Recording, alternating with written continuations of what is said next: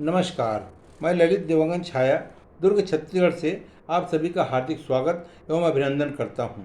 श्री देवांगन पुराण के पिछले 9 वीडियो में मैंने आपको श्री देवांगन पुराण के 17 अध्याय की कथा के अंतर्गत माता परमेश्वरी जयंती, देवांगन पुराण की रचना, त्रिदेवों एवं पृथ्वी की उत्पत्ति कथा, दीपचंद देवांगन, माता हरिणी एवं राव भाटों की उत्पत्ति, विवाह एवं वंश विस्तार की कथा, वस्त्र निर्माण की कथा, देवांगन जाति के गोत्रों की कथा, चारों युगों के प्रमाण के विषय में, देवांगन जाति के गोत्रों के उच्चारण, माता परमेश्वरी के विभिन्न रूपों, उसके श्रृंगार, महिमा एवं पूजन विधियों के बारे में, गरकट्टा और राजा पूजक गोत्रों की कथा, बस्तर के मतिमंद राजा की कथा, महिषासुर, रक्तबीज, सहस्त्रबाहु रावण नामक राक्षसों के वध की कथा, हरि और हर अर्थात विष्णु जी एवं शंकर जी के मध्य हुए युद्ध की कथा, कलयुग के राजा जगदेव की कथा के विषय में बताया है।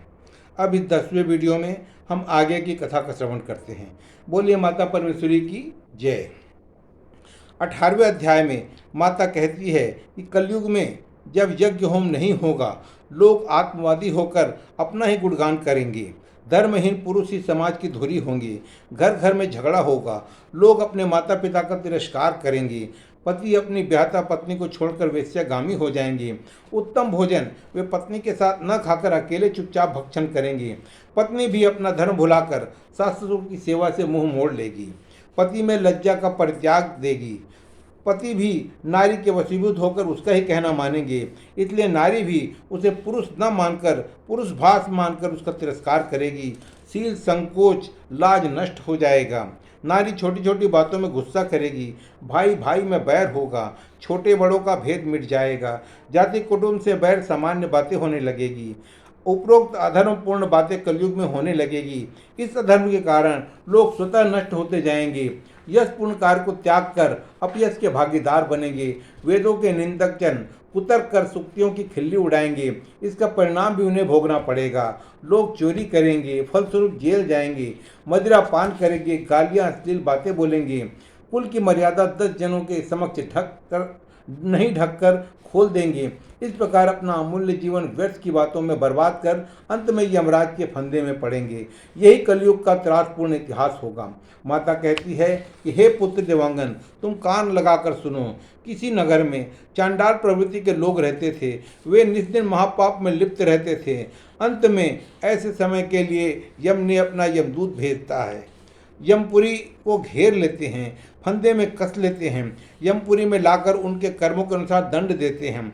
उस समय चांडाल प्रवृत्ति के लोग पश्चाताप करते हुए कहते हैं कि हे ईश्वर, मैंने जीवन में ऐसा पाप कर्म क्यों किया।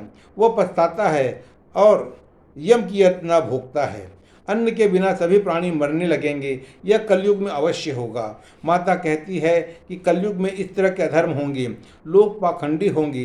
देवी देवताओं की प्रसिद्धि कम होगी। लोग लड़ाई झगड़ा निंदा चुगली में ही व्यर्थ लगे रहेंगे। अन्न नहीं उपजेगा।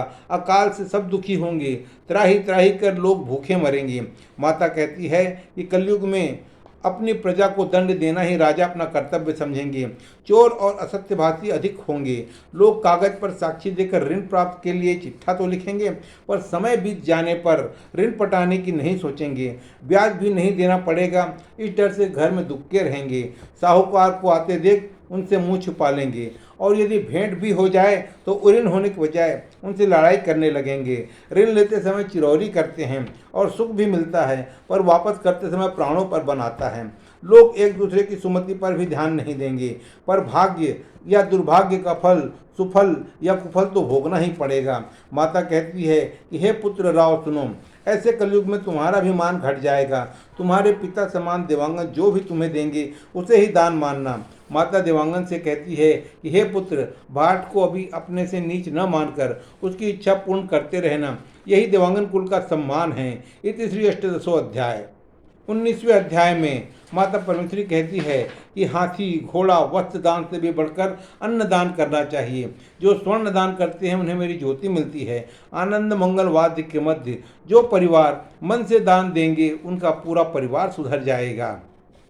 जो भी दान करोगे उसका 7 गुना फल दाता को वापस मिलेगा। भाट हमेशा हाथ उठाकर दान दाता को आशीर्वाद देंगे। जो जैसा दान करेंगे उन्हें वैसा ही फल मिलेगा। जो स्त्री पुरुष मन लगाकर इस पुराण का श्रवण करेंगे उन्हें अवश्य ही पुत्र की प्राप्ति होगी। यह माता परमेश्वरी का वचन है। पुराण सुनकर जो भी मेरा व्रत रखेंगे उन्हें अन्न धन और जन की प्राप्ति होगी। यह कलयुग का प्रथम चरण है। इसे व्यतीत हुए 5000 वर्ष हो गए हैं। धर्मराव की एक सौभाग्यशाली कन्या हुई, उसका नाम महामाया रखा गया है। वह मेरे असत रूपी आशीष से पैदा हुई थी। जब जब लोग मुझे माता परमेश्वरी के नाम से पुकारेंगे मैं सहायता के लिए दौड़ पड़ूंगी। भेरी और निशान देखकर लोग समझ जाएंगे कि मैं परोक्ष रूप से दुख दूर करने आ पहुंची हूँ। गाय के घी का जोत जलाकर खीर पुड़ी नारियल व पान सुपारी के द्वारा ही मेरी पूजा सार्थक पूजा है। मैं लाल पूजा यानी बलि देकर रक्त द्वारा पूजा करने से प्रसन्न नहीं होती हूँ।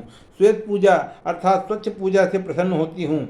देवांगन कहते हैं, हे भगवती माँ परमेश्वरी, आप आदि कुमारी माता हैं। आपको बारंबार प्रणाम है। आप हम पर सदा कृपा कीजिए। देवी भगवती कहती है, जो मनुष्य इसी प्रकार मेरी सेवा करेगा, स्वर्ण की मूर्ति, भोजन, देवी मंडप स्थापना, ज्योति स्थापना, प्रतिदिन मुझे स्नान कराना, एक बार भी नहीं चूकना, धूप दीप चंदन की पूजा के साथ भोग और फूल पान से पूजा करना, 16 श्रृंगार करने का कार्य करेगा, इससे उसके विभिन्न प्रकार के संकट मिट जाएंगे।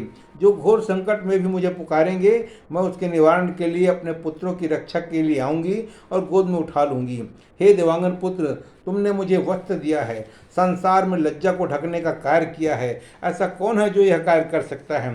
तुमने राजा को भी वस्त्र पहनाया है, उसकी इज्जत रखी है। यह रात मैं समझाकर बोली। देवांगन कहते हैं कि हे माँ, यह धन लक्ष्मी सब आपकी ही तो आन है, आपका ही दिया हुआ है। आपके दर्शन मात्र से हमारा कल्याण होता है। विपत्ति में ही माँ हम सदा आपकी पूजा करते रहते हैं। आप हमारे पर कृपा रखिए। यहाँ पर श्री देवांगन पुराण के 19वें अध्याय की कथा समाप्त होती है। आगे की कथा अगले वीडियो में। इस वीडियो के अंत में आपसे पुनः निवेदन है कि आप सभी इस वीडियो को अधिक से अधिक लाइक, शेयर और सब्सक्राइब करें। धन्यवाद। बोलिए माता परमेश्वरी की जय।